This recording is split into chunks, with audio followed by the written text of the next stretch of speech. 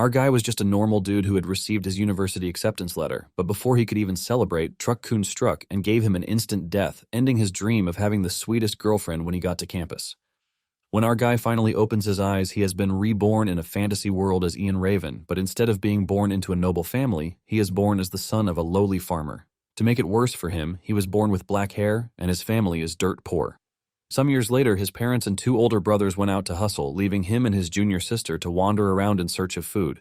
However, kids of his age usually stay away from him because of his black hair, and Ian is left groaning in frustration as to why he has to be reborn into such a trashy situation. Suddenly, a status window appears before him, and just as he is about to get his hopes up that something good is going to come out of it, the system crushes his hope, telling him that he is a nobody. However, Ian isn't entirely surprised since he wasn't expecting something great in the first place. He was born the son of a farmer and has no dream of being anything other than being a farmer. Nonetheless, he is confident that he could actually succeed in anything else as long as he studies. This leaves him wondering if there is anywhere in the world that would take him in. After feeding his sister a bunch of roasted fish, he suggests that they go get dessert. They step into the woods where his sister starts munching on wild berries.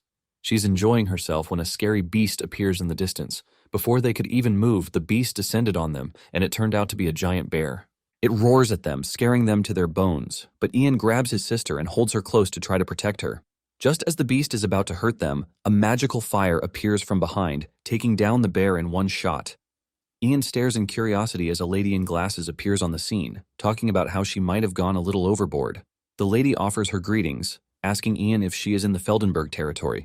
Ian confirms this, and the lady introduces herself, revealing that she is Eridus, a wandering mage.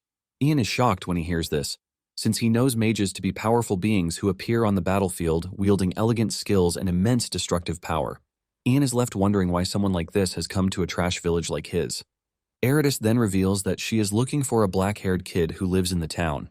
Since she is standing in front of one at the moment, she wants to know if there are any other black-haired boys besides Ian. Ian replies that he is the only black-haired boy in the territory, and Eridus concludes that she has the right person. Ian is shocked to hear this, as he doesn't even know what Eridus is talking about. Apparently, Eridus's master, the space-time mage, had told her to go to the territory to find the black-haired boy to make him her disciple, promising that good things would happen to her if she did. Since Eridus is standing in front of Ian at the moment, she is left wondering if all she has to do is take Ian in as her disciple. A lot is also going through Ian's head, like how mages are dangerous, but he believes that Eridus is quite kind. In addition, she was able to take down the bear in one hit, which shows how powerful she is. Just then, Ian asks Eridus about the magic she used earlier, and Eridus could see that Ian is actually curious to know about magic. Ian tells her that he's always believed that magic is scary, but seeing it with his own eyes makes him believe that it is quite amazing. Eridus then tells Ian that there is nothing special about it, assuring him that he can easily handle it if he learns. In fact, she lets Ian know that anyone can learn magic, and Ian is surprised to hear this. Ian is forced to ask if he can really learn to use magic, and Eridus says yes, saying that as long as he meets a good teacher, he can become a mage. Upon hearing this, Ian's dream flashes before his eyes, and the moment Eridus asks him if he would like to become her disciple, he wastes no time accepting the offer because his life is about to change. After getting permission from Ian's parents and the territory's lord, Eridus takes Ian away. Eridus tells Ian that he has to work hard for the opportunity he's been given, and Ian assures her that he won't waste it.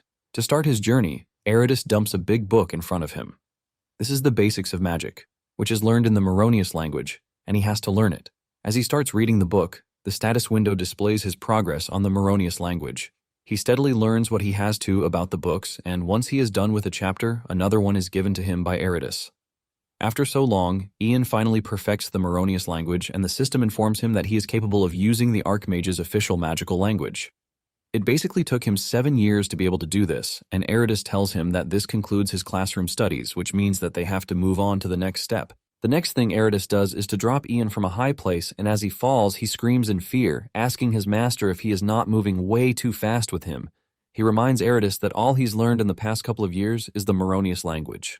Eridus then yells at the top of her voice, telling Ian to listen to the voice, but this is all confusing to Ian. He wonders what sort of voice he is supposed to listen to when he is falling from the sky, because all he can hear is the sound of the wind. Suddenly, a voice starts talking in his head, expressing its shock that a human is flying through the sky. Ian is shocked, but at the same time he figures out that this is the Meronius language. By listening to the voice and manipulating the wind around him, Ian acquires a new skill, which is wind magic. When he finally makes it to the ground after a near-death experience, his master makes fun of him while telling him about the mysteries of great nature. Eridas tells him that mages borrow the power of the great mysteries of nature by communicating with them, which is basically what magic is all about. Since he can now hear the voice of the wind, his master tells him that it is time for him to listen for the next mysterious voice. Ian assures her that he is ready for the experience, and Eridas tells him that his next challenge is the water. Ian is dumped into the water, and after almost drowning in the water, he is able to master water magic too. After this, Eridas tells him that what is left is ice magic, and Ian soon finds himself in an icy plain where he almost dies of cold. In no time, he learns this also, and Eridas commends him, telling him that his learning speed is quite incredible. However, Ian can't even answer since he is totally exhausted already. Without giving him time to rest, Eridas tells him that what he has to learn next is fire magic, and Ian almost pees his pants when he finds himself in front of a large fire. However, after a near-death experience, he also learns fire magic. With this, his master tells him that the last one he needs to learn is earth magic. Ian is sent into a cave, and as he navigates his way around, he hears a riddle in his head. Since he doesn't understand what was being said, he figures out that he lacks the aptitude for earth magic, and he has to gain more experience in other training. Just then, the status window appears in front of him, telling him that he has bonus skill points that he can use to increase his magic proficiency. Ian is surprised to find out that he can use the skill window, which basically makes him a cheat player in this world. Since this is the case, he decides to raise his earth magic since he doesn't even understand a word it's saying. The moment he does this, a bright light appears on the screen, and when everything settles down, he can finally hear the earth magic communicating with him. Ian is glad that he finally learned the earth magic, and he figures out that it is time to get out to tell his master that he's learned it. Just then, he uses his fire magic to light the torch in his hand to see his path. Suddenly, he hears a voice in his head telling him that he hates the light, and Ian is shocked. He asks if earth magic is the one talking to him, but the voice says no.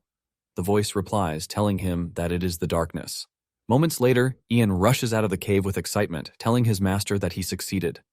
However, he didn't only learn earth magic, but also learned shadow magic from the darkness.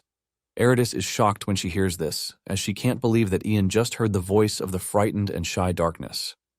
Ian can see the shocking reaction on his master's face, and he asks her if she is fine. Eridas simply calls Ian's name, telling him that it is time to head down the mountain. Ian excitedly asks her where they are supposed to move to, but she replies that it is not what he thinks. Eridas tells him that what she means is that they have to part ways. She points in a certain direction, telling him that he has to go to Chronoleak to participate in the Space-Time Mage Conference. Eridas tells him that he will most likely meet the Space-Time Mage there if he is destined to master space-time magic. Ian is blown away when he hears this because he can't believe that he has to learn such incredible magic all of a sudden. Deep down, Eridas is willing to send him off because she knows that he has an innate affinity for the mysteries, and if her intuition is correct, Ian will surely be able to handle the power of time too. Once they are both ready to leave, Eridas tells Ian to meet her at Dronheim in 3 years. Ian then makes his way to the nearest town while thinking about the Space-Time Mage Conference. Even though his master dumped it on him all of a sudden, he doesn't mind since he is excited too. Just then, he hears a man putting out an announcement that he is willing to travel with anyone going north. Since the Space-Time Mage Conference is heading north and he is currently free, he figures out that he might try going there in the meantime. Later on, Ian and his fellow travelers heading north are seen camping for the night. The one leading the journey is Reek, who is the master of the Rabbitfoot Merchant Guild. Reek asks Ian if it is his first time heading north, and Ian says yes, revealing that he had some business that came up suddenly. When Reek hears this, he figures out that Ian doesn't know about the Dragon Mountains. Apparently in these mountains, drakes appear, and Reek asks Ian if he knows how to fight, or at least knows how to run. Ian replies that he is not really confident in either of the things he just said, while wondering why Reek is hugging him and getting all friendly out of nowhere. Reek is shocked when he hears this, and he tells Ian that he is pretty useless. He asks him what his profession is, and Ian nervously replies that he is a mage. Reek hears this and stands up in shock, asking Ian if he is serious about what he said. With Reek speaking loudly and expressing his shock, others get to hear this too. Even the mercenaries with them are left in shock. Ian notices the sudden change in everyone's expression, and he asks if there is a problem whatsoever. Reek tells him that it is nothing serious, but he starts offering to give Ian things. The mercenaries, on the other hand, start making fun of Ian for saying he is a mage. They don't want to believe this since he looks so scrawny, and they mock him, saying that if he claims that he is a mage, anyone can also say the same. Ian is wondering what is wrong with them when a blue-haired lady who is covering her head with a hood walks up to him. She tells Ian that if he is really a mage, he has to give the mercenaries a piece of his mind to shut them up. Ian asks her what she means by this, and she tells Ian that mercenaries like to look down on anyone, and it doesn't even matter if he is a mage or not. Basically, he has to show them his power to let them know that he is not gentle, so they can't look down on him. In fact, they will fear him and protect him if something happens. Ian figures out that she is actually right, but he doesn't know how he is supposed to do this. Basically, he has never gotten angry before, so he is confused in this situation. Just then, he spots one of the mercenaries spitting in his plate while using a leaf to rub it all over. Ian loses it, and just then, the ground starts to shake as if there were an earthquake. The dude is freaking out when Ian walks up to him, asking him why he is spitting on his plate. With sweat running down his face, he offers his apologies, bowing his head to Ian. He tells Ian that he only wanted to clean the plate, and Ian yells at him, saying he should have washed it with water instead. The dude nervously argues with him that water is dirty, and Ian asks him what he means by this. The dude replies that water has all sorts of things in it, like lime, mud, and parasites, so he can't wash a plate with water. He mentions that saliva is more hygienic than water, and the moment Ian hears this, he almost loses his mind. Ian cannot believe just how bad medieval hygiene standards are. Ian almost loses his cool as he uses his power to make the fire burn brighter. Ian finally speaks, telling the mercenaries to go draw some water at that instant. The dudes rush off to the stream to get water because they can see how pissed Ian is. Later that night, the mercenaries are seen searching through the woods. Apparently they are looking for the blue-haired lady, whom they call Kathy. Suddenly, they run into Kathy being kidnapped by some bandits, and before they can even react, they get shot with arrows.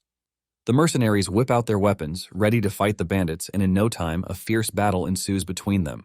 The bandit leader, who is carrying Kathy, suddenly gets bitten by her, forcing him to drop her on the ground.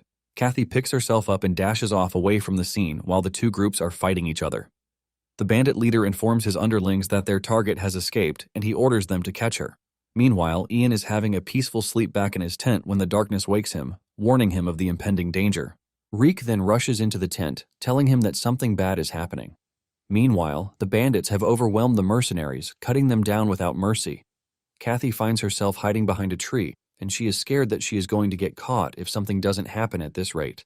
Suddenly, one of the bandits finds her where she is hiding, and he points his sword at her, screaming at her to get up if she doesn't want to lose her arms. Kathy freaks out because at this point there is no way out for her. The dude is about to harm her when he is suddenly sent flying into the distance. Kathy turns around to see who saved her, and it turns out to be Ian. Ian confidently tells her to follow him, and the rest of the travelers quickly join in. Just then, Ian commands the darkness to come down, blinding the bandits. The bandits freak out, lighting their torches, but this is still not enough for them. Meanwhile, Ian can actually see in the dark because he is using the shadow arts. He is leading them away when a bandit suddenly spots them, using his torch. He is about to cut Reek when Ian commands the fire he is holding to burn him. The fire rises aggressively, burning him down without mercy. The others see this, and fear creeps into their bodies. Ian believes that this will scare them away, but it turns out to be the opposite. The moment the bandit leader figures out that they are being attacked by a mage, he orders his men to go after him. Suddenly, a drake appears out of nowhere and eats up one of the bandits. Everyone else is left in shock when they see this, and even Ian couldn't believe his eyes at the terrifying presence of the beast. The drake comes face to face with the bandit captain, and without giving it a second thought, the dude dashes off. Ian and the others are left trembling in fear because a dragon just appeared out of nowhere. Even Ian doesn't know what to do, and he believes that this is the end of the road for them.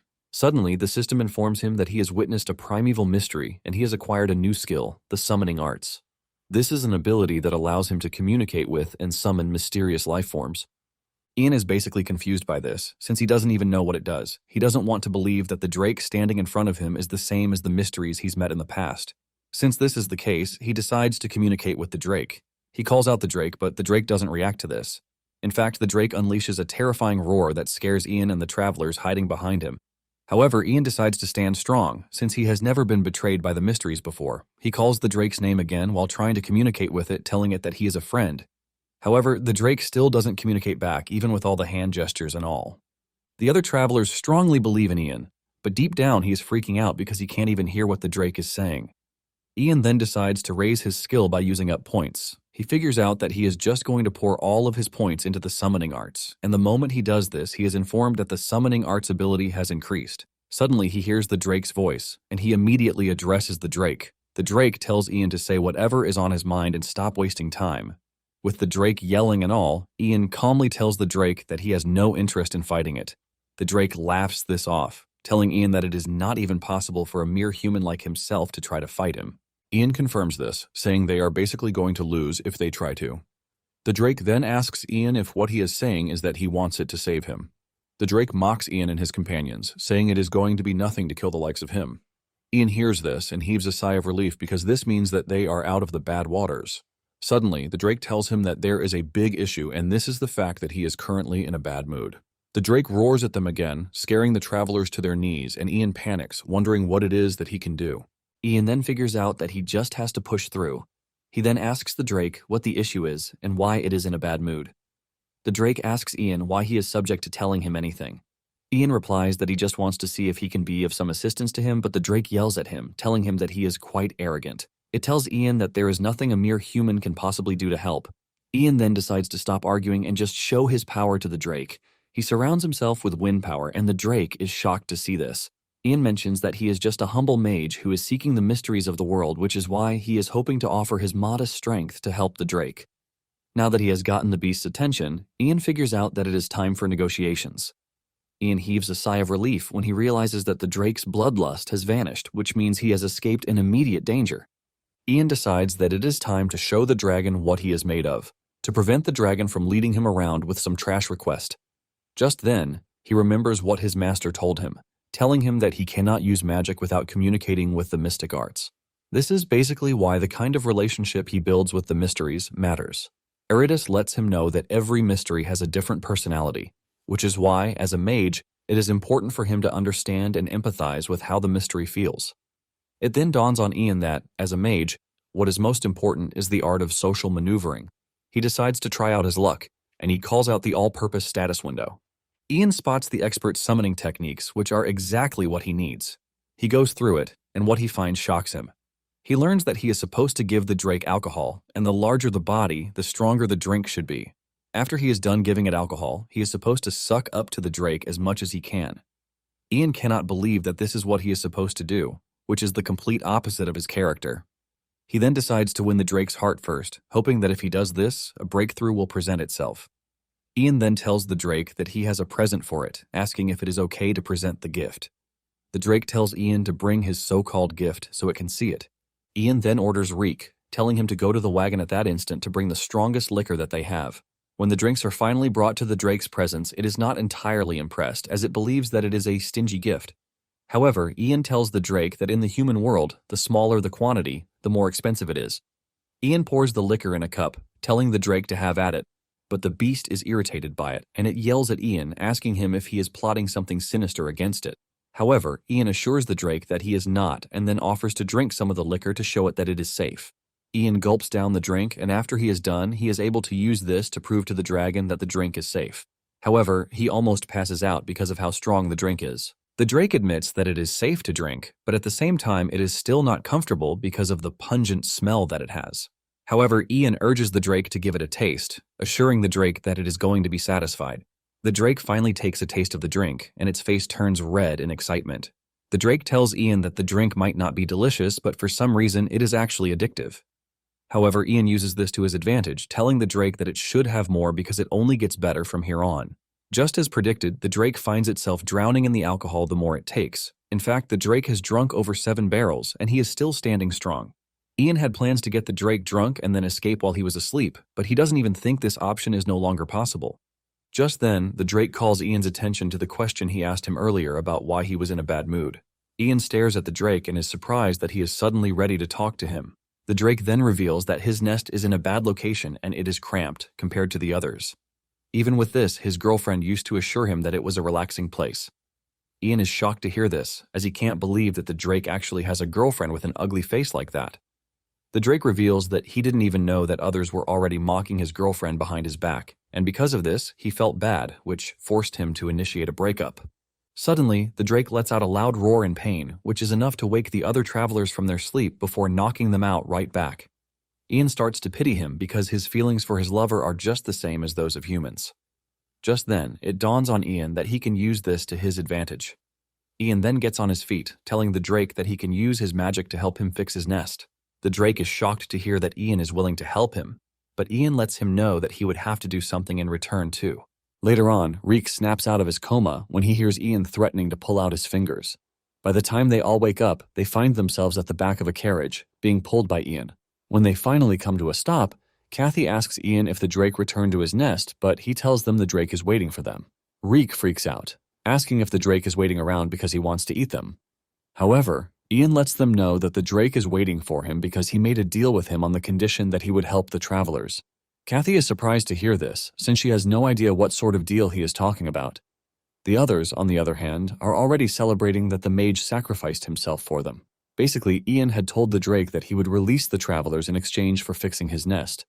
Before Ian knows it, Reek and the others dedicate a song to him. They sing wholeheartedly, talking about how Ian defeated the drake. They basically turn Ian into a deity that they have to worship and protect. Ian is left wondering what the hell the group is talking about. Before Ian leaves, he tells them not to leave without him, but urges them to prepare to depart once he gets back. After his departure, the group comes together to take a head count, but without them knowing, Kathy vanishes. Soon afterward, Ian arrives at the drake's nest, and even he is left in shock. The drake can see the reaction on his face, and he yells at him, telling him that he can't back down, but Ian lets him know that he has no intention of backing out. Ian says he is basically just checking things out. Apparently, Ian is already exhausted from using Moronius language, and he figures out that he just has to fix the nest so he can go rest. Ian then calls on the earth, telling it that he has a favor to ask, but the earth yells at him, telling him that it is not in the mood. Ian cannot believe that the earth is mad at him, and when the drake asks Ian how his conversation with the earth went, Ian reveals that the earth refused to speak with him. However, he plans to ask the earth again once her mood improves. When the drake hears this, he basically gives up on trying to fix the nest, saying this only means that his ex is not his soulmate. The drake then introduces himself, revealing that he is Longtail Drake, while asking Ian to be his friend. Ian agrees to this, and as they form a bond, the system informs Ian that he has acquired a skill to help him summon Longtail, since he is now his friend. Even though it is good news for Ian, he is not entirely happy, since he wasn't able to do anything for his friend. Just then, Longtail shows Ian his treasure room, which is filled with several valuable items, telling Ian to take as many as he likes, since they are friends now. Ian is blown away by the amount of treasures in the room, and he remembers that his master told him that dragons like to gather treasures, and since Longtail is a dragon's relative, it is not far-fetched that he would also have treasures of his own. Ian moves over to the jewels, and wishes the earth could see the jewels, so she could listen to his request. Suddenly, an idea comes to his head, and he asks Longtail if it is fine for him to do a bit of scribbling on the ground. Ian then draws a magic circle on the ground, which his master once taught him. Apparently, his master had told him that if a mystery is sulking, all he has to do is offer a gift with a magic circle. Ian places a jewel in the middle of the circle and then calls the earth again. The earth responds again, but before she can start complaining, Ian tells her to make the walls smooth. Reacting to the jewel in the middle of the circle, the earth agrees to do what he wants. Using the earth magic, the whole nest is immediately transformed so much that even Longtail is blown away. In fact, he is so mesmerized by how neat everything came out to be that he wants to start crying. Longtail is left totally blown away, and he thanks Ian for the help. Longtail says that with this, he can now take care of his soulmate, and even if they have children in the nest, they will be safe. Suddenly, Ian starts to feel lightheaded, and before he knows it, blood drips out of his nose. Longtail is still asking him what is going on when Ian crashes to the ground and passes out. Longtail grabs Ian, screaming at him to be fine since he doesn't know what to do. Longtail is wondering what to do when he hears Kathy's voice in the distance, calling Ian. Longtail immediately cuts her off, and he roars at Kathy aggressively, believing that she is coming to hurt Ian. However, Kathy urges Longtail to calm down, telling him that she is Ian's friend, so he should not eat her. Upon hearing this, Longtail calms down, and he gives Kathy the chance to check on Ian. Soon afterward, Ian starts coming back to life, and the first thing his mind goes to is his phone. He hasn't even properly woken up when he stretches his hand to his side to try to look for his phone. Unknown to him, he is resting on Kathy's lap, and he ends up touching her hands. He wonders why his phone is so soft the way it is, and without opening his eyes, he continues pressing Kathy's hand, believing that it is his phone. It isn't until Kathy's voice cuts through his ears that he realizes he is not back in his old world. He opens his eyes to find himself on Kathy's lap and quickly gets back on his feet. He is shocked when he sees Kathy in the nest, asking her what she is doing there. Since Kathy witnessed what just happened, she urges him to lie down a bit because it appears that his head is still scrambled. However, Ian refuses, and he gets on his feet, thinking about how he passed out because he pushed his summoning level too far while he was communicating with Longtail. Just then, it dawns on Ian that Kathy must have seen everything that happened, and he almost dies from embarrassment. Ian then asks Kathy where Longtail is, and Kathy reveals that he left suddenly. Ian wonders if he has gone to meet his girlfriend already. Ian apologizes for causing Kathy trouble, but she assures him that it is fine. It then dawns on Ian that Kathy must have been able to get past Longtail to get to him. Kathy reveals that she only told Longtail that she is his friend, and Longtail let her through. After they are done with the conversation about how she got there, Kathy tells Ian that there is something she needs to tell him. Kathy reveals that the attack that happened the night before was because of him. Ian is surprised to hear this and wonders if this is why Kathy was shaking so much the night before. Ian then asks Kathy if she is in league with the bandits who attacked them, but Kathy says no, asking what part of her looks like she is a freaking bandit. Ian defends his claim, saying her face gave her away because it is the normal thing in fantasy stories that a beautiful lady is the leader. Kathy then decides to tell Ian a secret that he obviously doesn't know, which is the fact that she is not Kathy. Ian is not entirely surprised when he hears this, and he is expecting her to finish her statement by saying she is the princess of the country. Kathy continues by saying her real name is Lucy of the Tarian family. Lucy reveals that the bandits were after her because they were sent by her fiancé to kidnap her. Ian hears this and concludes that it is a lover's quarrel, but the moment Lucy sees the reaction on his face, she tells him that it is not what he thinks. Lucy mentions that she planned to go far away so her fiancé will not be able to find her. However, after what happened the night before, she has lost confidence in escaping alone. Because of this, she asks Ian to help her escape. Ian urges her to calm down because he wants to know why she is running away. He asks her if her fiancé did something bad. She mentions that the Tarian family is a barony family that rules over the Fianlep region, but because they lack enough knights to serve them, they are always exposed to danger from external enemies. With the trajectory that the family is going, they realize they would be destroyed by territorial wars. To prevent this, the Tarian family betrothed her to a knight who was a former mercenary captain. Since he was the captain of the most influential mercenary group at the time, the external forces targeting their family had reduced. Initially, everything seemed to be fine, and even her fiancé appeared to be satisfied with the status of being a son-in-law to a baron. In the end, he began to abuse the power he gained through his position, and he started creating a harem while treating Lucy like a fool. After her parents couldn't handle it anymore, they demanded that the engagement be broken. However, things took a dark turn when the dude poisoned her parents. Ian is shocked when he hears this. Lucy mentions that the dude knows that if the engagement is broken, he would lose the power he had obtained, which is why he poisoned her parents and silenced the servants. Upon hearing this, Ian realizes that they are dealing with a scumbag. Lucy mentions that the dude might act almighty all he wants, but without getting married to her, he is just a regular commoner. He basically can't inherit the family's fortune either. Lucy reveals that this was why she escaped with the help of a servant, since she was prepared to die rather than marry the dude. However, it is obvious that he would continue chasing her to make sure that the marriage works. Because of this, Lucy has no choice but to beg Ian to help her escape safely. After hearing everything, Ian realizes that it is quite a serious situation, and he can see why it would be hard to do alone. With everything that is going on, Ian realizes that the whole matter is a bit complicated. Ian cannot just wrap his head around the mindset of those in power during medieval times. With tears in her eyes, Lucy assures Ian while placing her honor on the Tarian name. Ian asks Lucy why she chose him and also wants to know what she would do if he betrayed her. Lucy replies that this dude is a scumbag, and even if he sold her out to him, he will just give him a few silver coins. She, on the other hand, can give him everything he wants, and Ian asks her what she means by everything. Lucy lets him know that she can even give him the Tarian family if he wishes. Ian thinks about this and figures out that he could even marry Lucy, since she is offering to give him everything. For someone like him, who was the son of a farmer, to marry a noble would be an incredible opportunity. However, if it comes to this, he wonders what would come about his career as a mage. At the same time, he knows that living as a noble and engaging in politics isn't a bad life, but since he was born into a fantasy world, he believes that it would be better if he devotes himself to mastering magic. He figures out that by helping Lucy, he should be able to gain experience as a mage. In addition, he can even earn travel expenses, but at the moment, he just has to drive off the pursuers and leave the rest to fate. Ian then speaks up, telling Lucy that it would be better for her to ask someone with a sword for help than him, since mages aren't warriors. Lucy is about to start another round of persuasion when Ian tells her that since she is willing to pay, he can help her escape. However, he lets her know that whatever happens afterward is on her. The moment Lucy hears this, she covers her face and starts crying, sending Ian into full panic mode. He tries to comfort her, asking her if he said something awful because he was only trying to help. However, Lucy clears the air, thanking him for everything. She places her head on his shoulder, shedding tears on his shoulder. After the two are done, they step outside, and Ian is surprised to see Longtail tanning in preparation to meet his girlfriend. Longtail is happy to see him, and he asks him about his condition.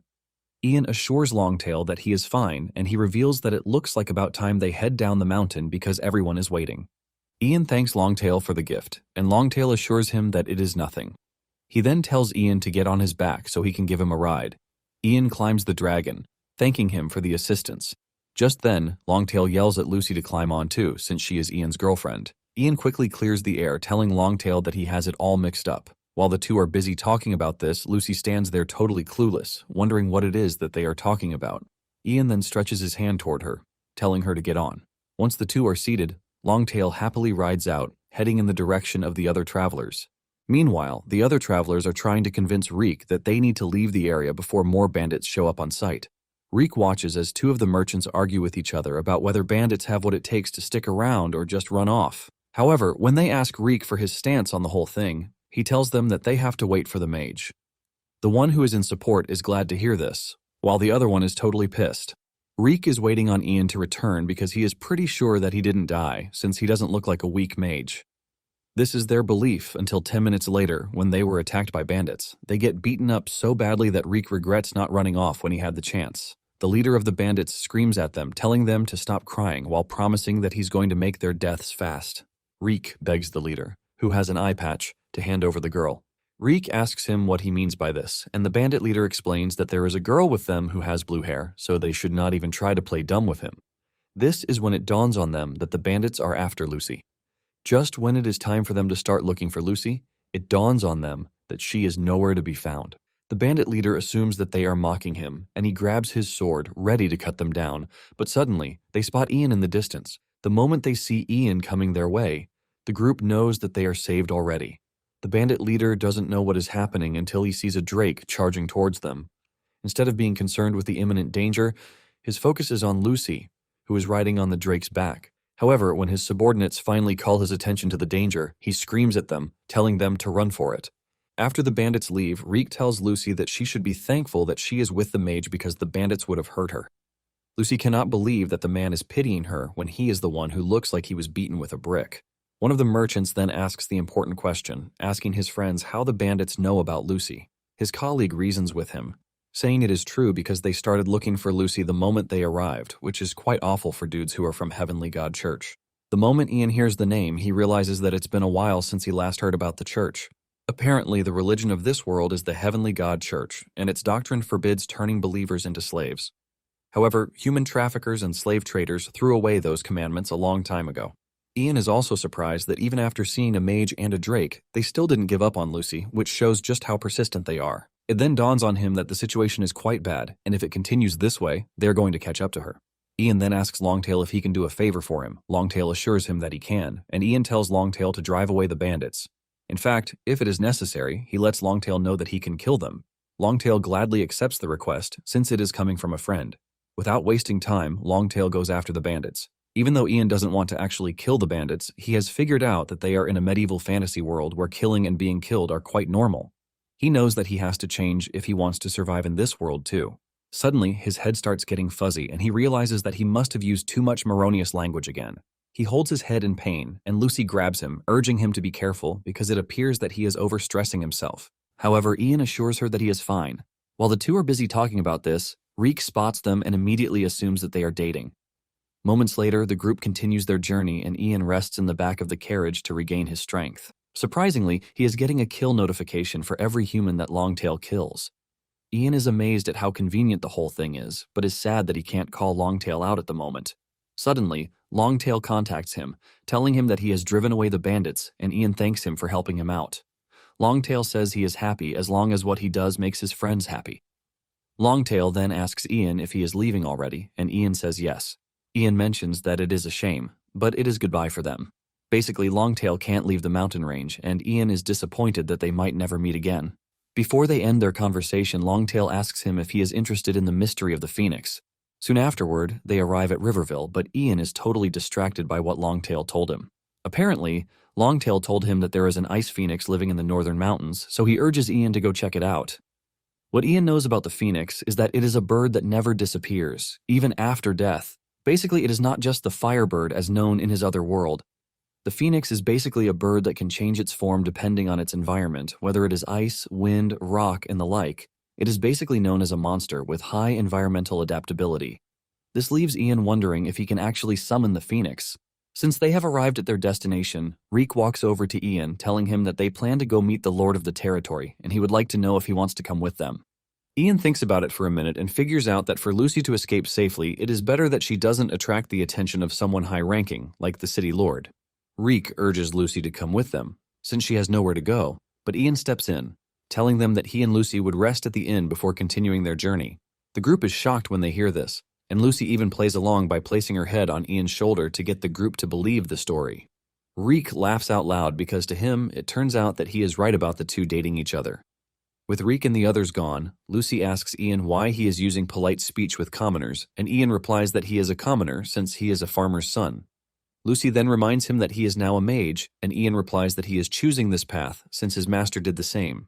He is basically looking to emulate his master, who is friendly and polite.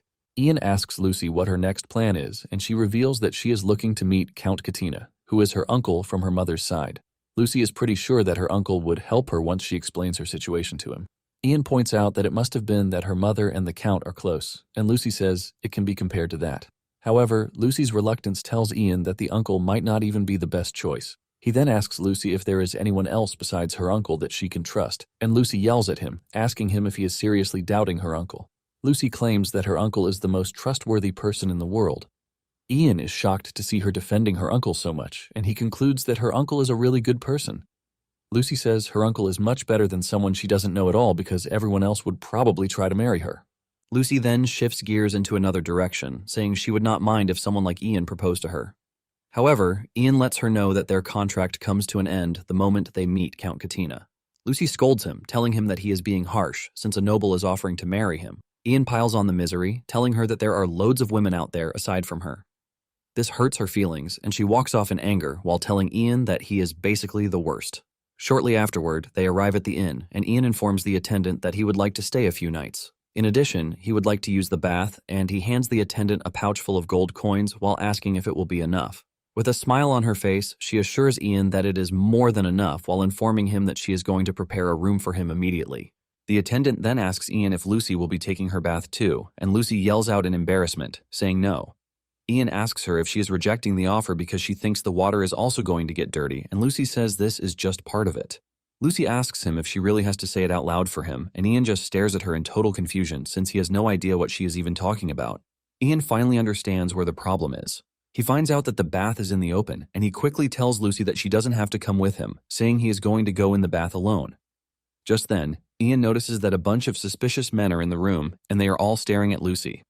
He quickly orders her to put on her robe. Instead of doing what she is told, she is still arguing with him for using her real name, but Ian just forces her to put on the robe to cover her face while telling her she is annoying.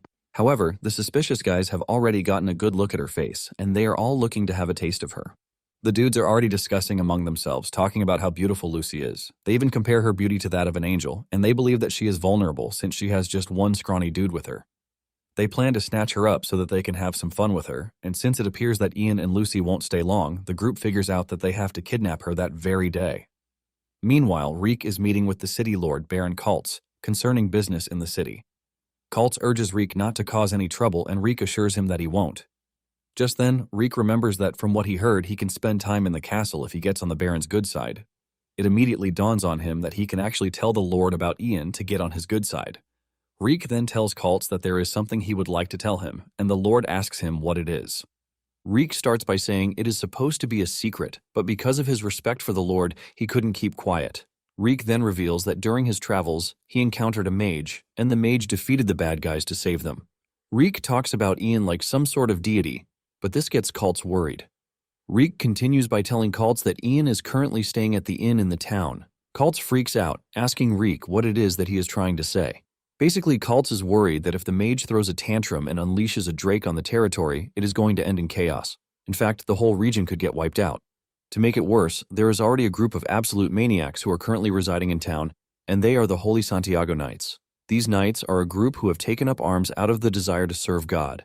They are basically monks and martial artists. However, rather than fighting wars, they hunt for demons and monsters, and they proclaim themselves the protectors of humanity. Kaltz is worried that hell is going to let loose if the mage and the knights are to cross paths. In panic, Kaltz calls on his commander, telling him to give Reek a room, adding that he should also summon the Santiago Knights to the castle. Apparently, in his head, he believes that the knights would be easier to reason with than a crazy mage. Back at the inn, Ian and Lucy are having their meal when Ian offers to go prepare the bathwater since it appears that the attendant is really busy. Ian tells Lucy to go upstairs immediately after she finishes her food. Unknown to them, the suspicious men already have their eyes on Lucy. After she is done eating, she takes the stairs, heading to her room, but she is suddenly approached by the suspicious men. They approach her in a cool way to make sure she doesn't suspect anything, and they tell Lucy that Ian, who is her companion, is the one who hired them. The dude flashes off a gold coin, saying Ian asked them to bring her to the docks. Lucy is surprised to hear this, since she thought Ian was taking his bath. The bad guy then tells Lucy that there was some kind of incident right as he went to the backyard to bathe. Lucy freaks out because she believes that the bandits have tracked her down to the town. Scared about the whole situation, Lucy doesn't hesitate before following the dude. As they rush through the back, she suddenly spots Ian preparing the bathwater across the fence. Lucy is shocked to see this, but before she can even do anything, they put a sack over her. She starts screaming in the sack, calling Ian's name. Ian hears her voice, but before he can even do anything, one of the bad guys rushes over to attack him. Ian dodges the strike, causing the dude to trip and crash to the ground. Ian figures out that the dudes are not from Lucy's fiancé. By the time he gets up to try to chase down the bad guys, one of them blocks his path. Ian angrily attacks the dude with wind magic, but he has a limit to what he can do since he is still exhausted from the magic he's used. Ian then decides to find the mystery that is currently willing to lend a hand, and the darkness offers to help. Without hesitation, Ian calls down darkness on the dudes, freaking them out. With him being the only one who can see the situation, he arms himself with a stick and starts beating the dudes so hard. While the dude is screaming for help, Ian suddenly spots some dudes coming in the distance, and he figures out that the dude called for backup. The darkness soon vanishes, and Ian yells at the bad guy, asking him where they took Lucy.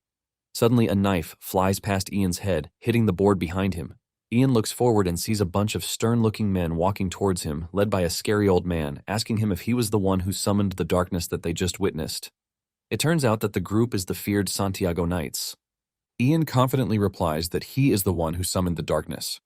Even though Ian looks bold, he can sense an immense bloodthirst from the old man. The bad guy immediately uses this to his advantage, begging the knights to save him from Ian. He claims that Ian was trying to kill him for no reason, and hearing this only makes Ian angrier. The old man then says everything makes perfect sense now that he knows that he is a mage.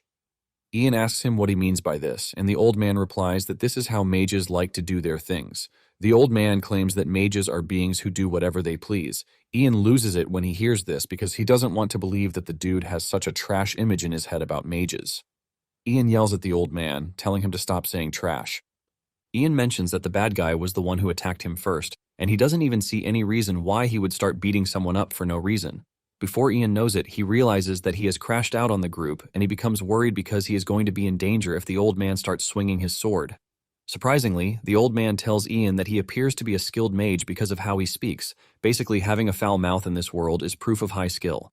One of the knights then cuts in, saying Ian might be skilled, but this doesn't mean he should have used evil magic. Ian asks him what he means by evil magic, and he replies that obscuring the surroundings with darkness is evil because it implies hiding from the sun, the eye of the heavens. The dude claims that hiding in the darkness is a despicable act. Ian is shocked to hear that they are claiming that darkness is despicable because it rejects the sun. Ian immediately figures out that they are believers of the Heavenly God Church because of how they speak. Ian decides to educate them, asking them if it is not the providence of the heavens that day and night can coexist. He asks them why darkness exists if the Divine One only dwells in the light. The moment they hear this, they become mute, and Ian continues, yelling at them, saying he didn't create darkness because it existed, because the Divine Being wanted it to exist. Thanks to how angry Ian is, his scream almost renders the big guy, who is asking him dumb questions, deaf. This leaves the knights to come together to talk about what Ian just said. After so much deliberation, they finally agree with Ian, saying that without God's permission, no one could possibly cast darkness under the sun. Once they have all seen reason in what he said, Ian asks the knights if he can leave because his sister was kidnapped. It immediately dawns on the old man that the bad guy Ian was beating up is an accomplice to the kidnappers, and Ian confirms this. The dude realizes that he is done for, and he tries to change the narrative, but the old man orders that they take him away. The old man tells the big guy, Dietrich, to stay behind to keep an eye on the bad guy. The old man then tells Ian that they are going to lend him a hand to retrieve his sister as an apology. Shortly afterward, they arrive at the docks to find the kidnappers just leaving on a boat. The knights are pissed when they see this, and the old man orders his men to bring forward their boat so that they can chase down the kidnappers. Upon hearing their slogan, Ian finally figures out that they are knights, and he urges them not to use the boat. He lets them know that he is just going to pull the boat closer, so they should just throw a hook into the boat when he does. The old man is surprised when he hears this because he believes that Ian is just a user of shadow magic and never expected him to be able to use water magic. Ian reveals that he has completed the beginner level in several different schools of magic, and the old man is surprised to hear this since the mages he's found on the battlefield could only use one type of magic. In addition, he doesn't expect Ian to be able to cast spells, since he claims that he has only mastered the beginner level. Ian then gets into action, and he calls on the river to heed his command. The river follows his word, and a huge typhoon hits the water, shocking the knights because Ian is displaying a magic that even surpasses the water magic used on the battlefield. Before the kidnappers know what is happening, the water's current turns the other direction and starts leading them back to the docks. In the end, the kidnappers are captured, and Lucy is saved. Lucy rushes into Ian's arms while screaming out his name with tears in her eyes. Ian doesn't know how he's going to react to this until the old man scolds him, reminding him that his sister is currently crying in his arms. Ian then pets Lucy, saying he understands that she must have been through some rough times. Even while comforting her, all he can think about is how he's going to go back to the inn to take a bath. Little does he know that having a peaceful bath in this world is not as easy as he thinks. Later on, Ian is having his bath, and unknown to him, the Lord's eldest son, Bernard, is rushing in his direction with his knight, Hansen. It turns out that he has seen the smoke from the bath, and it has gotten his attention. Ian is surrounded by the Santiago Knights when Bernard rushes into the yard, asking Ian what he is doing. Ian casually answers the dude that he is obviously taking a bath. Bernard almost loses his mind when he hears this because even the imperial people rarely bathe except on special occasions. He believes that he deserves to receive a report as the eldest son of the town. While Bernard is raging, the old man Ruda comes in to try to calm the situation. However, Bernard tells him to screw off because he was asking Ian a question, not him. Ruda then tells Bernard to calm down because Ian is actually a mage. Instead of backing down, Bernard proceeds to do something unusual, and he tells Ian to get out of the bath to greet him personally. Ian is not surprised because in this world, there is a noble culture called mage baiting. It is a procedure where a noble provokes a mage just to confirm their power. A mage who responds to this calmly is considered to be a weak mage, but a mage who crashes out is considered truly powerful. The moment Ian figures out that Bernard is trying to mage bait him, he decides to play the game, and he refuses Bernard's instruction to step out of the bath. Bernard loses his mind when he hears this, and he yells at Ian, asking him if he is seriously refusing him. Ian calmly asks him why he should answer him, and Bernard tells Hansen to drag Ian out of the bath. Since Bernard is still putting on an act, Ian decides to take things even more seriously. He stands up in the bath and displays a scary magic power that puts fear in Bernard and Hansen. Bernard quickly begs Ian, telling him to stop because he has finally seen enough of his power. Ian smiles because he is pretty sure that something like this would make Bernard back down. However, Bernard crashes to the ground and starts crying like a baby, leaving Ian to wonder if he went too far. At this point, he is already scared that the Lord might even execute him. The following day, Ian is summoned to the castle, and instead of Colt executing Ian, he actually apologizes for the trouble his son caused him. Colt then asks about Lucy, and Ian reveals that she is at the inn. Ian doesn't see any reason why he should unnecessarily show Lucy's face, which is why he left her at the inn for Ruda and the others to watch over her. Colt then asks Ian for his master's name, and he reveals that it is Eridus. It appears that Colt knows who she is, and he asks if she is headed south. Ian confirms this, saying this is where the Magic University is located. Colt is surprised to hear that she didn't head toward the Duchy of Palgar or the Duchy of Roxlan. Ian asks him what he means by this, and he replies that things have been tense as of late. Apparently, the Duchy of Palgar is targeting Roxlan, which means that there might be a war. Colt then asks Ian if he is also heading south, but Ian lets him know that he is heading east in search of mysteries. Since this is the case, the man offers to give Ian a gift. Ian is surprised, and he wonders what the gift might be. Moments later, a big chest is brought forward, and Ian asks Colt what is inside it. He tells him to open it, and Ian opens the box to check it out. Ian is blown away when he opens the box to find out that it is a staff. Colt mentions that it is a staff that was once used by a certain aeromancer, and it is called Windwalker. Ian is impressed by the name, and he grabs the staff to check it out. The staff that has a red orb in the middle of the arc looks pretty cool in Ian's hands, and Colt confirms this. Ian smiles because the situation appears like he just got a mage's starter item. Colt tells Ian that it is an expression of his gratitude for forgiving his son's rudeness. He asks Ian if he likes it, and Ian assures him that he does, thanking the dude for the staff. When Ian returns to the inn, he is met with another case of emergency, as claimed by Lucy. Ruda takes Ian to a birdcage where a crow is being held. He explains that a hunter caught the crow that morning and was about to eat it, but Lucy stopped the hunter.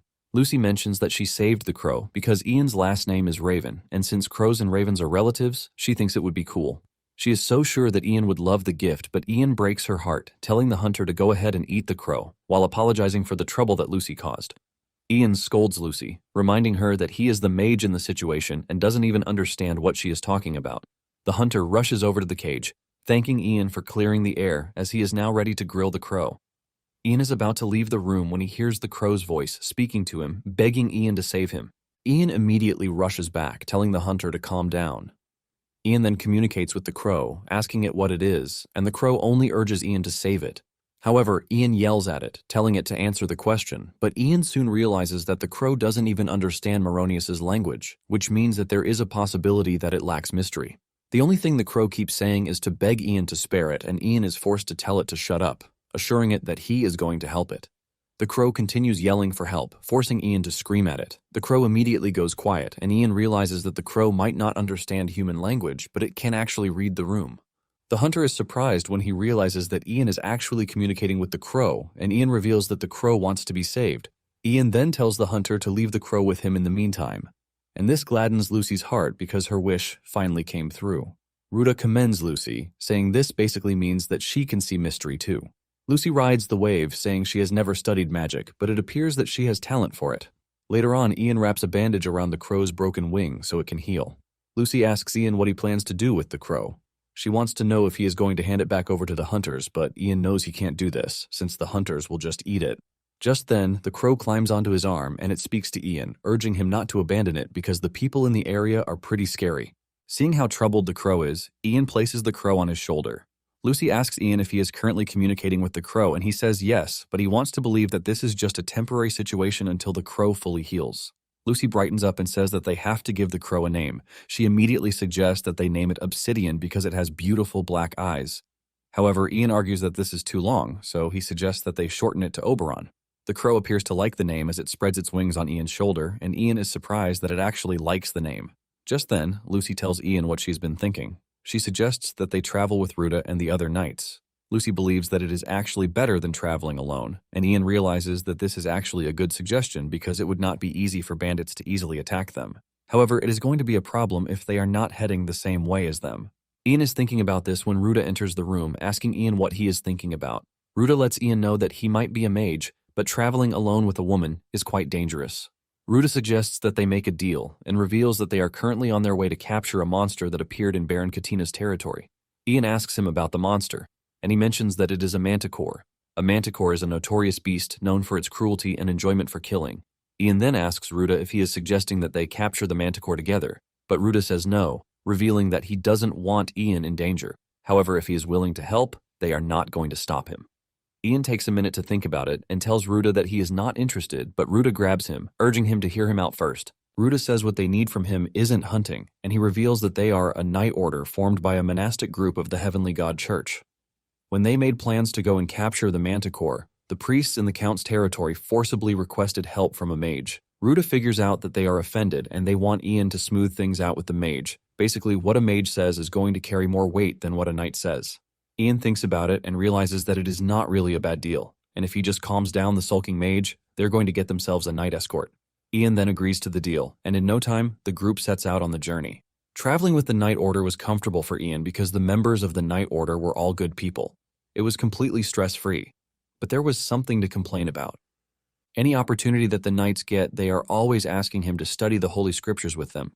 Ian is always saying no, but they are pretty relentless. Ruta then tells Ian that if he could hear the voice of God, he might actually become a cleric of the order. A cleric is basically a church mage who uses divine mystery. Ian is interested in this because if he can get an opportunity to talk to God, he could ask why he was reincarnated and about the status window.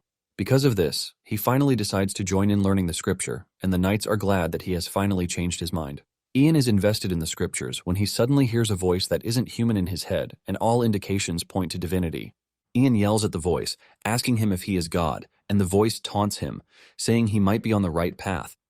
Ian then starts asking questions like, why did God reincarnate him into that world, or why there is even a status window? Ian screams at the top of his voice, but he gets ignored.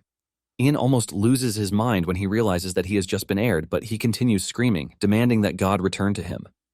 The knights are forced to restrain him to try to get him to calm down.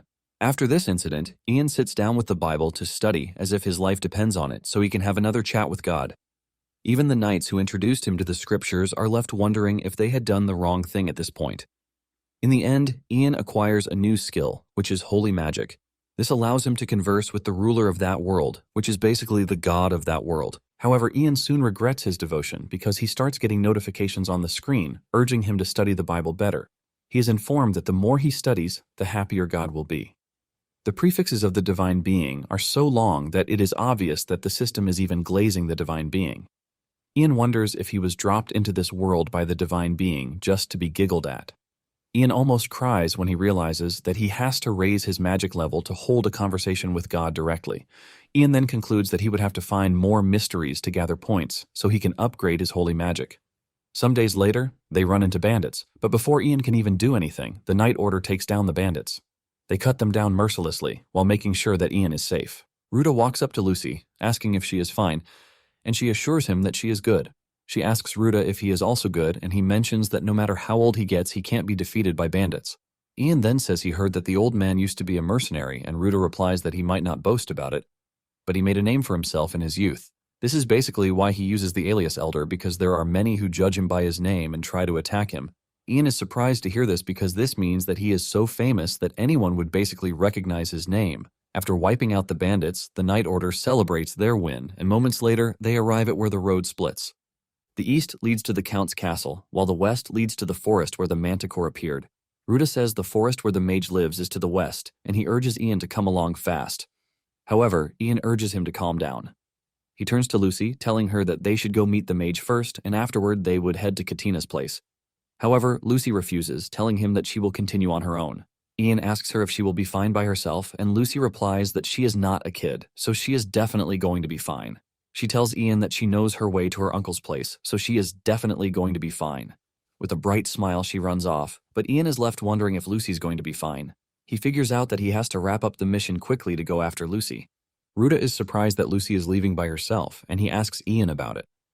Ian replies that he is going to be joining her shortly, and he asks Ruta if they are going to be meeting the mage anytime soon. Ruta says yes, but grabs Ian, asking him if he is mentally prepared. Ian asks him what he means by this, and Ruta tells him that mages are temperamental. Since they are in a bad mood because of the church, there is no telling what they might do, and Ian asks him why he has to clean up the church's mess. Ruta then replies that they have to, since they are getting paid by the church, and Ian finally understands why everyone is wearing such nice armor. Ruta teases Ian, saying he's pretty sure that the mage is going to forgive them because Ian has a beautiful face. Ian is a bit nervous since this will be his first time meeting a mage other than himself, leaving him to wonder if it will be fine. Meanwhile, the mage, Monty Campbell, who is a batonomancer, is already waiting for them with his crooked stew. As Ruta and his men approach Monty's house, Ruta explains his power to Ian. Ruta tells Ian that Monty can manipulate vegetation, and he can also concoct terrifyingly potent drugs from plant toxins. However, they need Monty since he has cooked up a powerful poison to hunt the manticor. The moment they arrive at the entrance of the house, they are hit with a stinking smell that almost causes them to choke. Just then, Monty steps out to welcome the group, saying he has been waiting for them. He leads them into the house, and he serves them the horrible-smelling chicken stew that he has prepared for them. The knights almost vomit as they stare at the stew inside the plate in their hands. Ruta berates Mani, telling him that he doesn't even have to prove his power in such a horrible way. Mani argues that all he did was serve his guests a rare dish he made from crops he grew with great care. Mani tells them that they are free to leave if they are not his guests, but Ruta and the knights know that they have no choice. Seeing how the knights are almost choking on the smell of the dish alone, Mani wonders if he went too far. Surprisingly, one person among them all is munching on the food as if nothing is wrong, and this is none other than Ian. Even Mani cannot believe his eyes because Ian is basically tearing into a soup that is packed with garlic. Mani is forced to walk over to Ian to ask him if he is fine, and Ian simply replies that the dish is delicious. Mani almost passes out in shock when he hears this because he didn't prepare the dish to be delicious. Ian confirms this, saying the garlic even makes it even better, and right in front of everyone, he consumes a whole bulb of garlic. Mani is forced to grab Ian, telling him to stop whatever it is that he is doing. Mani mentions that he has been an herbalist for 40 years, but this is the first time he has seen someone as ridiculous as Ian. Mani then asks him for his name, and Ian replies that it is Ian Eritis Raven. The moment Mani hears his name, he realizes that Ian is Eritis's apprentice. Mani immediately apologizes for being mischievous, and as an apology, he enters the kitchen to cook up a more presentable dish. The dish looks so tasty, and while the knights are dying over this, Ian is mourning the horrible chicken stew dish that was taken away from him. While they are eating, Mani asks them if it is true that they are hunting a manticore, and Ruda confirms this. Mani lets him know that it is not going to be easy because Count Katina himself arranged for monster hunters to capture the manticore, but they were all wiped out. Ruda assures Mani that he is prepared for situations like this, and Mani asks him if he has ever caught a manticore. Ruda replies that only a few times, and this was when he was younger. Mani then turns to Ian, asking him if he has ever done this. Ian is confused by this, and Mani tells him that he must be a full-fledged mage if he was trained by Eridus. Mani suggests that he lend his wisdom to the knights about what a mage is supposed to do. Basically, a moment comes for every mage when they must interact with people, regardless of their own will. Eridus had told Ian that he must never take such a moment lightly. Ian knows that he doesn't have to go out of his way to catch the manticore, but if he refuses the proposal, bad rumors might spread at the Mage Gathering. The Mage Gathering is an organization formed by mages, led by the Magic University, to ensure proper use of mystery. Ian knows that if something like this happens, he won't have the effrontery to even face his master. In addition, he might not be able to seek help from other mages when he needs it. After looking at how everything is going to play out, Ian realizes that he has no choice, and he tells the knights that he is going to accompany them. The next day, the team heads into the forest on the Manticore mission. Ian can sense a strange tension in the air and can only hope that Lucy is fine. Moments later, Oberon yells at Ian, telling him that he has found the Manticore. Ruda asks Ian what the issue is, and Ian tells him that Oberon just informed him of the direction they are supposed to take to track down the Manticore. Ruda is blown away by this, and he admits that it is an insane ability. Apparently, Ian had made Oberon get used to human speech while it was sitting on his shoulder. He was able to teach Oberon in no time thanks to his magic skills. Just then, Ian asks Ruda something important. He wants to know if he can persuade a manticore, since it is also a monster. Ruda doesn't have an answer to this, but Mani cuts in, saying a manticore isn't the kind of creature one can talk to. Ian cracks down on Mani, asking him what he knows about summoning magic. Mani defends himself, saying he knows what a mystery is. Mani then tells Ian that he is even going to report him to Eridus even if he manages to persuade the manticore.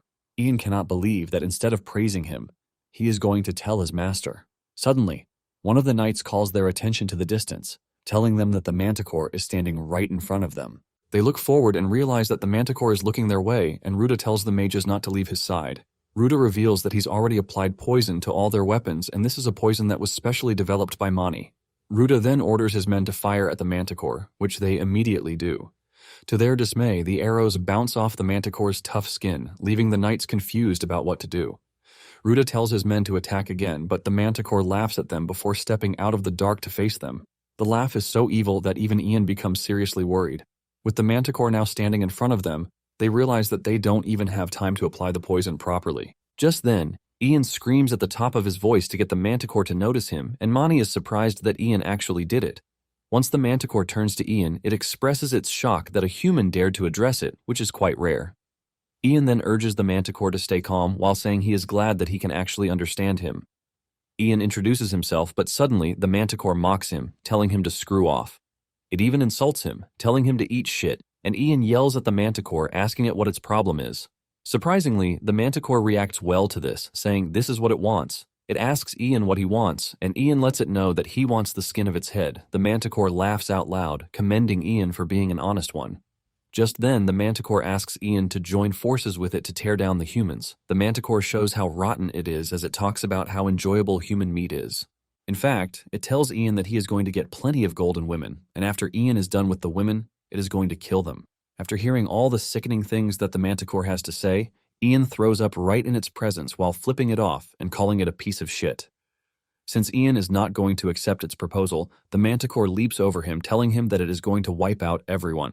As the manticore approaches the knights, Mani activates his magic to unleash giant roots to take over where the manticore is standing. Ruda yells at Mani, asking him what he's done. Mani replies that he just ate the manticore, but Ruda scolds him, telling him that there are knights close to the beast. Mani argues with Ruda, telling him to handle things the way he wants then. Ian and Ruda rush over to the other side and find the knights wounded. However, the worst has happened. Ian watches in horror as he sees Dietrich lying on the ground, fatally injured. Dietrich apologizes to Ruda for allowing the manticore to escape, but Ruda comforts him, telling him that it is not his fault.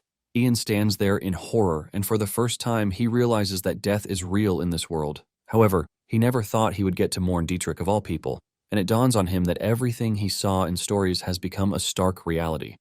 Ian rushes over to grab Dietrich's hands, and he reminds him that he once told him that prayer and faith would make the heavens open. With tears of death in his eyes, Dietrich confirms this, and Ian suggests that they pray together. Ian starts praying, and he tells the ruler in heaven that Dietrich is their biggest fan. He asks if they are not going to do anything because Dietrich is about to die, and just then, Ian hears the voice of the heavens, telling him that if it is what he wants, they can give it a try. The knights are left in awe as Ian's hands start to glow, which is a sign of immense holy power. Suddenly, Dietrich finds himself in heaven with the goddess in front of him. Dietrich is left in shock, and the goddess welcomes him, telling him that she is happy to see him. Dietrich trembles in shock, and he bows his head to the goddess with the realization that he is in heaven. The goddess then tells him that there is something he must do. Dietrich asks what it is, and the goddess tells him that he must spread her will even further while helping the weak and bringing them happiness. Finally, the goddess tells Dietrich that he must help her apostle, Ian. After telling him her wish, she sends him off, and Ian opens his eyes and sees Ruta and the others. They are left in shock as Dietrich comes back to life, and Ian stands tall with pride, asking Dietrich how it feels to be back from the dead. Suddenly, Dietrich grabs Ian like a deity, praising him for standing as a medium between him and the goddess to save him. Ian cannot deny this, but knows he was only able to use holy magic because the goddess of the Heavenly God Church lent him her holy power. Ian then asks Dietrich how he knows this because it was the goddess who told him that he had to save him since he still has a lot to do. Dietrich is shocked because this is the same thing that the goddess told him. Dietrich immediately bows to Ian, addressing him as the apostle sent by the goddess. The other knights can't believe their eyes, and they assume that Dietrich is already losing his mind because there is no way Ian is an apostle. Moments later, Mani expresses his surprise that everyone almost died, but they appear to be full of energy. Ruta then suggests that they continue their hunt for the manticor, and the men agree to this in full capacity. Ian tells Ruta that he is going to send Oberon ahead to scout for them. Ian is determined to catch the manticore and defeat it because of what it did. Meanwhile, the manticore has made its way into town, and it's causing havoc. An old man and his son are seen trying to escape, but the old man slips from his son's hands. He falls to the ground, but before his son can turn around to get him out of there, the manticore has closed in on them. Instead of running off, the son grabs a fork and holds it toward the manticore, telling it to leave his father alone. Just then, the manticore shocks the dude by interacting with him in human language. The manticore then gives the dude an offer, telling him to kill his father while promising to spare his life and the rest of the townspeople. However, the dude yells at it, telling it that there is no way he is going to agree to this. Since it has come to this, the manticore says it has no choice but to kill the dude and everyone else on the scene. Father and son grab each other as they wait for their death. But suddenly, an arrow comes in from the distance, piercing the manticore's eye. The manticore screams in pain, and when it looks up, it sees Ruta and the knights charging at it. Ruta orders his knights to go after the manticore with full strength, and a fierce battle ensues as they try to cut down the stubborn beast. The manticore is not threatened by their presence, as it calls the humans insects. Suddenly, the manticore hears Ian's voice in the distance, calling it the B-word while scolding it for acting all desperate. The manticore yells at Ian, telling him to shut his mouth, but Ian teases it, saying it is all bark and no bite. This triggers the manticore, and it starts rushing toward Ian's position, but the moment it gets into range, Mani comes in. He activates his magic, bringing forth flowers to grab the manticore by the leg, restraining its movements. Ruta then orders his men to do their thing, and they all pour flammable liquid on the manticore from all directions. The manticore still believes that there is nothing that will harm it, but it realizes how screwed it is when Ian activates his fire magic. This burns the manticore so much that it only leaves flame dust. After defeating the beast, the townspeople come together to thank the knights for saving them, and Ruta replies that they only did what was right. Seeing that Ian is standing behind and no one is addressing him, the crow teases him, asking if he is seriously getting left behind, but Ian tells Oberon to shut its mouth. Ian figures out that the people are scared because they just witnessed him turn the manticore into a fireball. Suddenly, the father and son who were saved appear behind Ian, thanking him for saving them, and Ian nervously acknowledges their thanks. Deep down, Ian didn't even do it for appreciation, but he still doesn't mind. Ruta then walks up to him, commending him for being impressive because they were only able to capture the manticore thanks to him. Ian doesn't want to take the thanks as he reveals that he only did as Mani told him. However, Ruta urges him to raise his head high because it is rare to see someone with such incredible skill have such a humble personality. Ruta believes that someone like Ian might later become a great figure who puts the nobles to shame. Just then, a bunch of knights show up, asking Ruta and Ian if they were the ones who defeated the manticore. Ruta confirms this and asks them who they are. The knights apologize for the late introduction and reveal that they are knights belonging to the castle. Ian is surprised to hear this, and the knights suggest that they come with them to the castle because Count Katina has requested to see them. When they finally arrive at the castle, Katina welcomes them with the best meal while commending them for being able to stand against the terrifying monster. Katina teases Ruta, saying it would have been nice if the castle had knights like him. Katina also tells Mani that he should rest assured that no one would lay a hand on the forest where he lives. Katina then turns to Ian, saying he's heard stories about him from his niece. Ian is totally carried away by the delicious food he is eating that he didn't even know that Katina was calling for him until Oberon calls his attention to this. Ian finally turns to the Count, apologizing for his attitude, revealing that the food was so delicious that he couldn't hear him speak. Katina tells Ian that he heard about how he took care of his niece, and he has decided to give him a golden magic scroll. Apparently, the moment the scroll is torn in half, it unleashes its effect. Ian is blown away by the scroll as he can feel the high quality of every single sentence in the scroll. Katina asks Ian if he likes it because he intentionally prepared it for him. Ian assures him that he likes it, while thanking him for the precious gift. Katina assures him that the scroll is nothing compared to the fact that he brought Lucy back. Just then, Katina snaps his fingers and Lucy makes her way into the room wearing a beautiful dress, but a hat that looks like a traffic cone.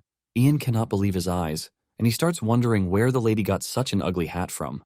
Lucy smiles at Ian, asking him if he's been fine because it's been a while.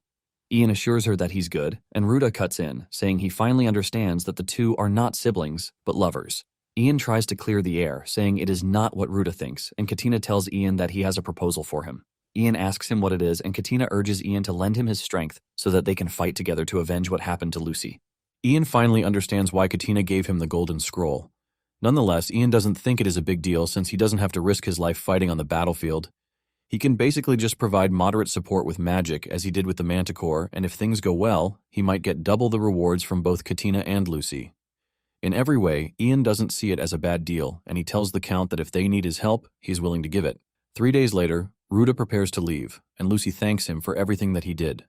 Surprisingly, the number of knights in Ruta's team has gone down because Katina pulled some of them away with money.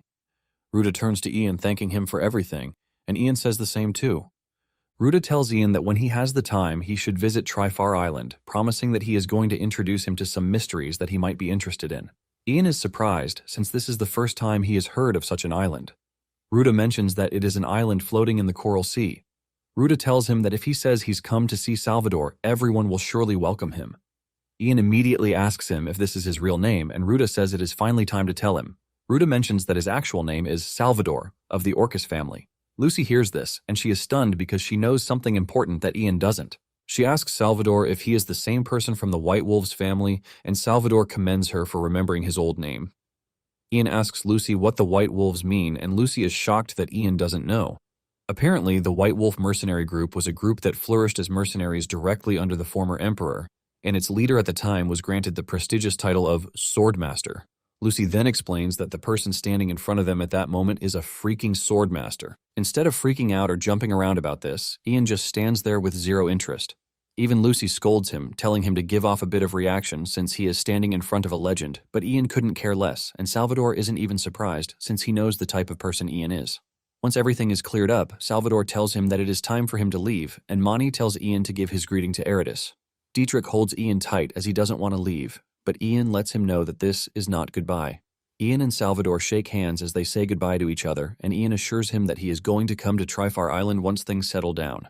After this, Katina gathers his army in preparation to go after the bandit Graham, who murdered his sister. Deep down, Katina doesn't think the whole situation is bad, because by using Lucy as a shield to secure her lands and having her marry one of his vassals, Katina aims to take full control of the Terrian territory.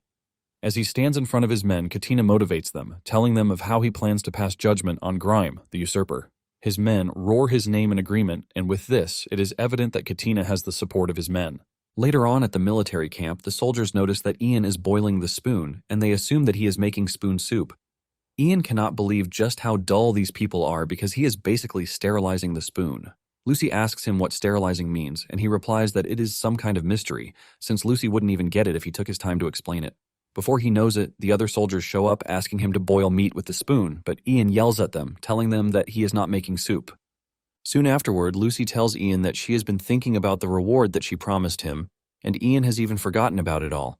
Lucy mentions that she was thinking of giving him gold, but from the look of things, he already has more than enough. This is why she thought of something else to make him happy, and what she came up with is the magic sword, a Norishil. She reveals that the sword was a gift to the first Baron Tarion from the fairies. She reveals that the tale goes that the Baron fell in love with a fairy, and taking up the sword, he became the savior of the fairy realm. Lucy is narrating the tale with great excitement, but Ian is not really impressed. Ian asks Lucy why her family couldn't use the sword to attain greater heights rather than remain a barony. Lucy then reveals that this was 400 years ago, and it appears that Anorishil is buried in the first Baron's grave. Ian is shocked to hear this, and Lucy continues by saying they would have to dig up the Baron's grave to get it. Ian cannot believe that Lucy plans to dig up something that the Baron sealed just to give it to someone else. Ian is blown away by the lack of morals, and when he finally speaks up, he tells Lucy that it appears that the sword is pretty valuable, so it would be better if she uses it for her family. In fact, he says it would be better if they just continue to use it to boast forever. Lucy cuts in by saying she might not have gained anything back yet, but she has gained the right to fight, and for this, she is grateful. This is basically why she is willing to give Ian the valuable sword as a token of her gratitude. Lucy stands up in anger, calling Ian an idiot for not being able to read the room, and she rushes off. Ian is left wondering if he took things too far, and just then Katina shows up, telling Ian that he has a favor to ask him.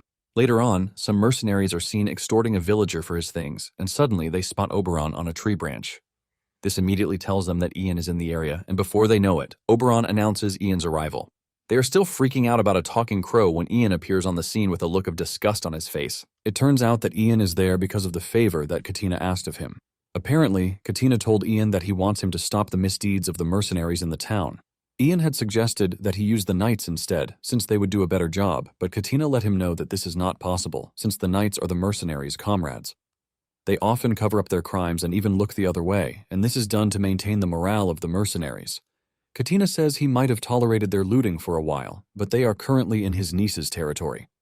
Katina tells Ian that if he gives the mercenaries a warning, they should start watching their behavior. To follow up on the request is why Ian tracked down the mercenaries to scold them. Just at the mere sight of him, the mercenaries are already shaking. He threatens to finish them off as punishment, but the mercenaries beg him, telling him that it won't happen again. After this, the mercenaries became such good guys that they were even scared of coming outside, since they believed that Ian would kill them if he saw them. Katina and Lucy were overjoyed when they heard the news, but suddenly, another thing happened. Katina learns from his knight that to the usurpers, their army is no longer a threat. Ian is surprised to hear this because they have the larger force, and the knight replies that this is because their army is completely harmless. He explains that if the army had looted the territory, the people of the territory would have made a fuss for Graham to stop the invasion. However, thanks to their peaceful march, Graham has bought time to gather his forces. In addition, since their army cannot move as they wish, morale has dropped significantly. Ian realizes that it has truly become a complicated situation, and the knight asks Katina if he is going to permit looting now. Katina turns to Ian, asking if there is no way forward to this, and he replies that there might be a way. Katina and Lucy immediately start begging Ian to tell them the way forward. Later on, Ian is seen at a farmer's house. After being disturbed by the crow's noise, the farmer steps out, and Ian asks him if he is the owner of the wheat field. The farmer arrogantly asks Ian who he is, and the mercenaries standing behind Ian introduce him to the man. The man immediately falls to his knees, begging Ian to forgive him because he didn't know that he was standing in front of such a famous person. Ian then tells the farmer that the wheat in the field is already bad, and the farmer asks him what he means by this. Ian immediately puts on an act, revealing that evil has eaten deep into the land. He says the soul of the first baron of the land whose land has been unjustly taken is furious. With fear creeping through the farmer's body, he asks Ian what he should do about this. Ian continues with the act and then tells the farmer that Lucy must inherit the throne of her ancestors for the anger of the gods to subside. After delivering this fake message that he made look so real, Ian runs off to another farm to do the same. With this, everyone starts believing that the territory will perish because of Grime. Before Ian knows it, the rumor starts spreading everywhere and the people start to show their distrust toward Grime. They all come together to ask for Lucy's ascension to escape the calamity.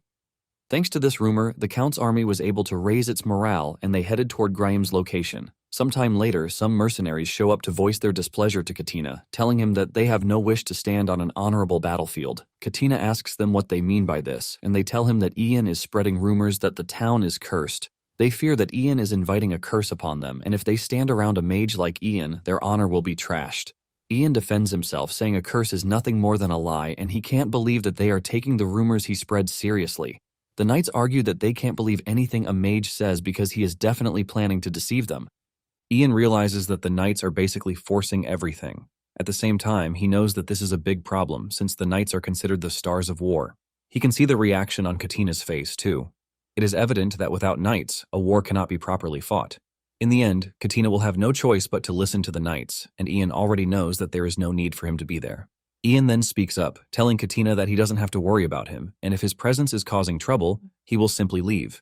As he steps out of the tent, he leaves a warning, telling the Count not to even think of asking for his help in the future, regardless of what happens.